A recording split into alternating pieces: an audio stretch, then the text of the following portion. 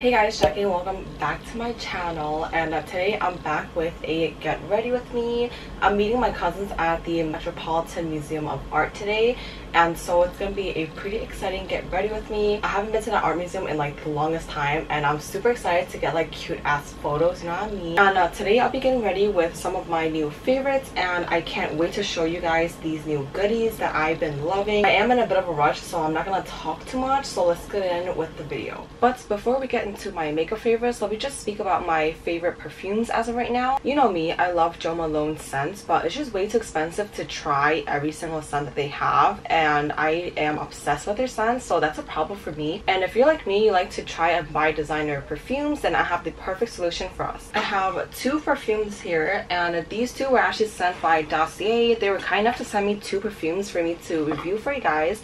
And the first scent, I obviously have to go for Jo Malone scents. I actually asked for Dossier's version, Fruity Honey, and all of Dossier's perfumes are inspired by luxurious brands. So this Fruity Honey is almost identical to Jo Malone's newest fragrance, if not one of their new. Fruity Honey is inspired by Jo Malone's Nectarine Blossom&Honey cologne, and it's called a cologne because it's meant to be a unisex scent. But I do think most of Jo Malone's scents, or at least the ones that I've asked for, they're more catered towards like the feminine side. So I wouldn't recommend getting these ones for your masculine significant other. The top notes of this one are black currants, green leaves, middle notes of honey, nectarine, and base notes of peach, and I am absolutely in love with this. And you know me, I'm more like a citrusy type of girl, but when I saw this, I just knew I had to get it, even though it might be too sweet for me. But I'm telling you right now, this is the perfect medium, especially with how hot it's been getting in New York City recently. I feel like this perfume wears so beautifully on your skin because it just like mixes in with your body's natural oils.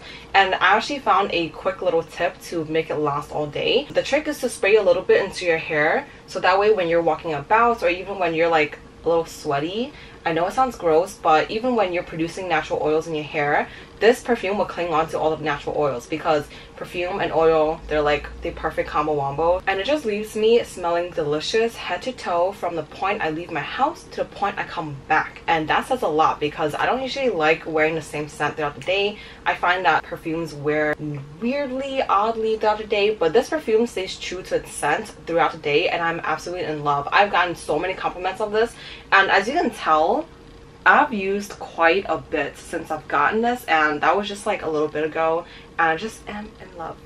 I have nothing else to say. The second scent that I have here is Floral Pink Pepper, and this is inspired by Dior's Miss Dior, specifically the 2017 version. I don't know the difference between them, but this says it's specifically the 2017 version. I don't know if that rings any bell for you, but it doesn't for me. It has top notes of bergamot, lychee, orange, middle notes of rose, jasmine, pink pepper, and base notes of vanilla, patchouli, and blonde woods. I personally am not one for sweet scents, like I said, but I surprisingly love Fruity Honey, so I thought I'll give this one a try. Honestly, if you're one for vanilla scents, then this is the one for you. I just don't like how vanilla wears on my skin throughout the day. I find that gets too sweet, like it gets sweeter and sweeter throughout the day. I don't know if that's just me, but that's just my experiences with vanilla. It's not my cup of tea. I thought I'll give this one a try because the top notes and middle notes really drew me in. I couldn't get past the vanilla, so this hasn't been like my absolute favorite, but I do love this for like a night out because I just love how like musky it is for the night. I also find that this perfume specifically is one that kind of like wears better the more you wear it, but I just can't get past the like punch of vanilla right when it comes out of the bottle. But if that's for you, then you know, I would say go try this out. Miss Dior might be yours. If you adore her, Dior her, and I love myself, so I'm a Dior myself on a budget. With that being said, all of these perfumes are retailing for below $30. They are retailing for $29, and at $29 at this amazing price point, you get such a nice quality glass bottle. It's completely minimalistic and clear, so it looks really cute on your nightstand. And my favorite feature has to be the magnetic closure. For $30, you get such a big size. It's a decent size. It's 50 ml. It's a full size, and you get such nice quality. Like, the magnetic closure is not cheap at all. Like, it stays put. Most of their perfumes retail for around $30, with some exceptions, but they are constantly and frequently having sales. You buy more, you save more. That's how they always get me. I specifically love their Jo Malone inspired line. It's amazing, and I haven't found a single Jo Malone scent that I hated, and that says a lot because I'm constantly getting bored of scents. With that being said, I also do have a coupon code for you guys to save some extra coins. But without further ado, I'm gonna get into the makeup favorites of the video. And sorry if my energy is like a little low because like this bitch just woke up and I'm like hella groggy, but I'm on a time crunch right now. Okay, so starting off, I'm going in with my favorite e.l.f. brow products. This is the Instant Lift Brow Pencil. I've been loving this and there's just nothing else to say. I feel like it's just such a bang for your buck. It's so affordable and it's super nice. And like I say in all of my get ready with me videos, I don't normally do my brows, but for the sake of the video, I guess I'll just do it. And that goes the same for this video as well. So I'm just lightly filling in the front, and then I kind of furrow my brows to get the arch. And then I get some really mean looking brows, but that's what we want. And then I'm just gonna brush it out like how I usually do. Nothing special here, but I just like how my brows look with the products in there. Like my brows are not super full. I do have like some blotches in the arch, so this kind of just helps fill everything in, give me like flawless looking brows. And then I'm going to be going in with concealer because it's actually not that bad today, but I've been getting horrible sleep. So I recently picked up this Maybelline Instant Asian Wine, and I know this is like the cult favorite, but I've just never like dabbled into Maybelline like that. I have it in the shade Sand, and it is super nice and hydrating. Like I am super impressed, because I usually don't wear concealer under my eyes. I just don't like the texture of it underneath my eyes, and I find that with a lot of concealer they crease under my eyes. So this is something that I haven't found that much creasing with. So I'm just gonna go in with like a little triangle to brighten up the area. And then I'm taking my all-time favorite sponge from ColourPop. I don't remember exactly which one this is, but it has a silicone center in it, and I absolutely love it. And then to wet the sponge, I'm using my Mario Badescu that I put into this travel size spray. I find that my get ready with me's are super simple, especially in the hotter season, because with the mask on and everything, I just feel like I don't want to be icky and humid under that mask. So I usually just don't put too much product on my face, focusing mainly on like the upper area, obviously, because everything else is kind of like just covered. And I know for sure in the museum we're not allowed to go in without a mask on, so this is like kind of perfect. And I like that the concealer gives like kind of medium to full coverage, and it's like absolutely like stackable, so I usually go in with 2 layers. So I'm just gonna go in and do it again. I don't twist too much product into the little sponge because I don't use that much, and I feel like it's kind of unsanitary to just leave the product on here and just cap it. It kind of like breathes, in my opinion. So I usually don't twist more than I need to. And I have like some speckles around here and like on my chin and stuff that we're gonna cover in a little bit. Taking like whatever is on the sponge, I'm just gonna go over it.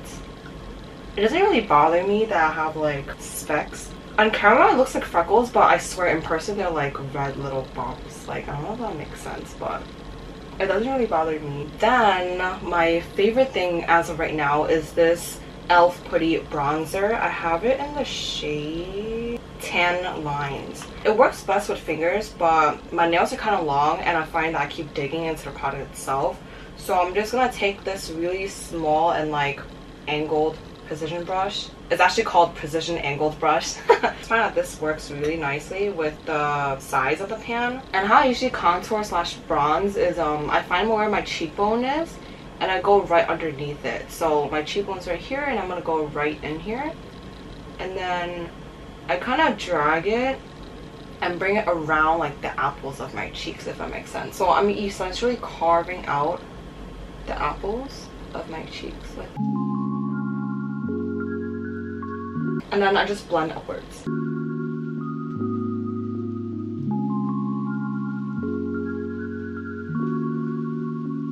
I really like how blendable this product is, so sometimes it gets like a little too blended in my opinion, and then you would just have to like stack on a little more. but that's completely fine. I'd rather have something that's more blendable and breathable than something that's just gonna give you like, you know, like a harsh line.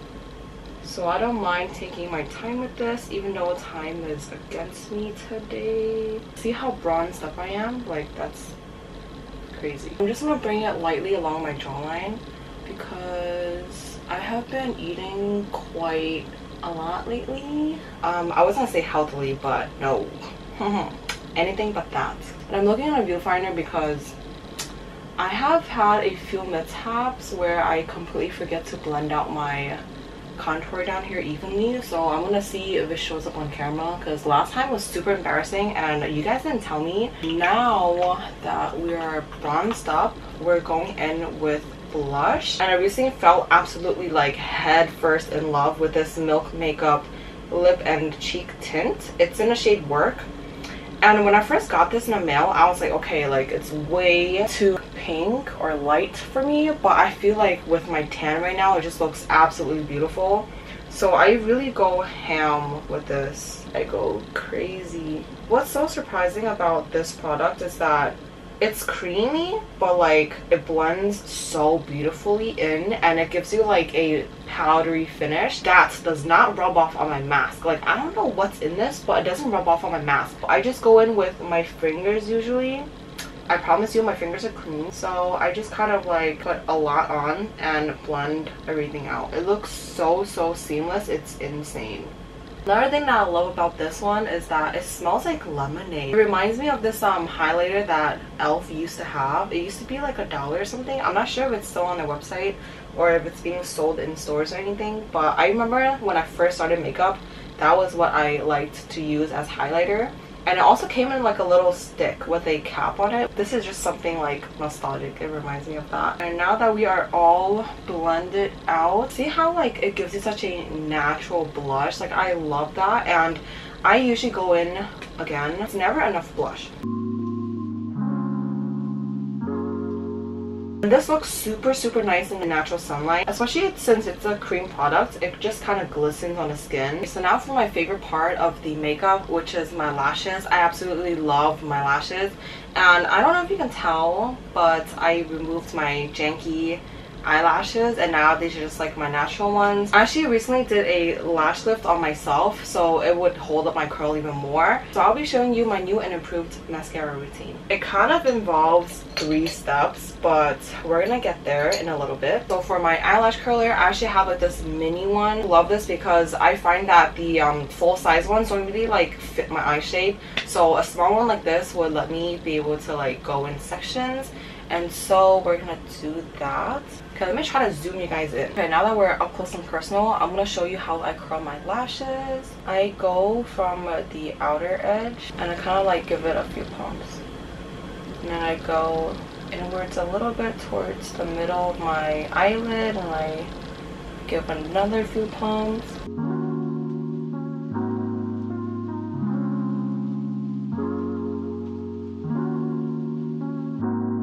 So you could kind of see the difference already. Like this side is like whoosh, and then this side is kind of like it's cute but could be cuter. For demonstrational purposes, I'm gonna do it one eye at a time. So I'm gonna do with this side of my face completely and I'll show you how it looks with my new mascara routine. First step of my mascara routine, I go in with this e.l.f. mascara primer. It's just a white mascara and I find that like it gives such nice volume. It makes my lashes look so much thicker than they are, and I really like putting this on before my mascaras. I have like one residual lash here that refuses to come off and it's like literally not coming off. I don't know if you guys can tell, but she's staying on there. So now that that layer is dry, I'm going in with my first mascara, which is the Tarte Surfer Curl. I have spoken about this so many times, and this is actually the first ever mascara that I've run dry on. Like, I need to replace this. I find that this mascara is like the perfect like formula. It keeps the curls so curly. I just really enjoy it. Like, I've spoken about this in almost every single one of my get ready with me's because it's just my all-time favorite. Yeah, you could kind of tell the difference already, like this eye versus this eye. Key is to like really let your lashes dry in between each coat, because when you put too much on, that's when it weighs down your curls. So to avoid that, just make sure that you dry between each layer. The second mascara I use is this L'Oreal Voluminous Original. I have this in brown, but you could get any other color. I just want to try a brown mascara, and this is kind of cute. I feel like this really does give it volume. Like, it makes my lashes look so thick, and it does add a little bit of length. Can we just talk about how my lashes are still so healthy after going through all that trauma with lash extensions and then another lash lift? I'm surprised that's still standing. I honestly cannot live without lash lift. Like, that's the one thing I need, because I have straight Asian lashes that would just droop, and nothing has ever helped it except for a little lash lift. I'm gonna do a tutorial on that soon after this lash lift wears off. Obviously, I'm not trying to like actually burn my lashes off with 2 perms in a week. But yeah, stay tuned for that video. Don't forget to click the bell for notifications for when I do. Right before this coat dries, we're going in with a spoolie to comb out the individual lashes, and I find that when you comb it when it's still wet, it really separates it without crumbling the mascara. Look at the difference. Like, it's so much darker and more voluminous, and then there's this side that needs some saving. So I'm gonna do that off camera, and we'll be right back with the next step. Okay, we're back with mascara on both eyes.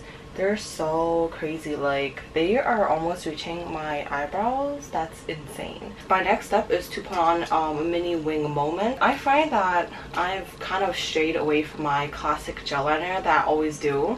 Instead, I go for something even easier. I go in with a shadow liner, which is a eyeliner with eyeshadow.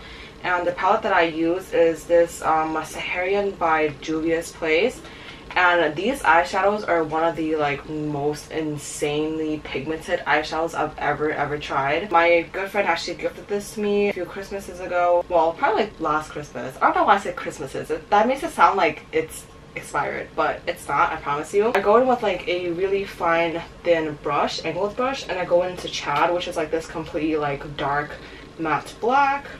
A little goes a long way with this, especially with this palette. We're gonna go in, and then I just go in very closely to the lash line. And the thing with eyeshadow liner is that you never want to drag it. You kind of just want to like pat and lay it down where you want it to, because once you start dragging it, you're just blending it out, and it makes it look so faded. So I usually just go in, I stamp, and then I go back in, I stamp. I don't know, it's simple, but it's really cute. So I'm just gonna do that to the other eye. And my eyes are not sisters, they're like not even related whatsoever. So one side is always perfect and the other side is like wonky. Here they are. They're looking a little...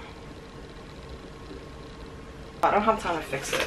My cousins have been blowing up my phone because I'm late. I'm always the last one to the party. As for lips, I have been really loving this combo. First, we're going in with the ColourPop Ultra Matte Lip in the shade What You Doing. And I know matte lipsticks aren't in, but I find that matte lipsticks are the only thing that wears, especially the ColourPop ones underneath the matte. It's like a super nice like pinky mauvey brown, and it dries to like a really matte finish that's like super comfortable, which I love. It's kind of like almost my lips look better. And I know people have issues with this crumbling, but honestly the trick is to go in with like super thin layers. Okay, so here's with it on. It looks super cute. The second lip that I'm using is this NYX Powder Puff Lippy, and I have it in the shade Cool Intentions. One thing I don't like about this is the applicator. Like, I never know how much I'm squeezing out until it actually squirts out, and then I'm like, oh shit, I squeezed too much.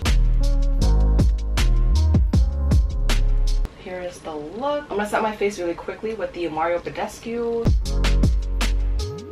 Oh, I just love how this feels on the skin. And here is the final look. I really love how dewy and like fresh this makeup makes you look, especially with all the cream products on top. And it just draws the focus to your eyes, especially now that we're wearing masks. And I just really like how the mascara routine worked out for us. Okay, so this is the outfit I'm wearing. I'm wearing this navy blue top that I made, and then I have this brownish grayish houndstooth blazer. Super cute. It's from SHEIN, and I have my JW Pay bag. It just looks super chic on. I love it. And then as for jeans, I'm wearing these mom jeans from H&M. It's super nice and like slouchy. I just love how all the elements work together. It's like tight on top and then loose at the bottom, you know what I'm saying, mixing up the vibes. And I am gonna be out the house, but before I leave, I do have to show you my favorite perfume. And as you can tell, it's like super used. Like I keep using this because I love it so much. But this is the Dossier perfume in the scent Fruity Honey. What I usually like to do to make it last all day is honestly spray it into your hair. Amazing. Okay, I gotta leave. I'll see you guys later.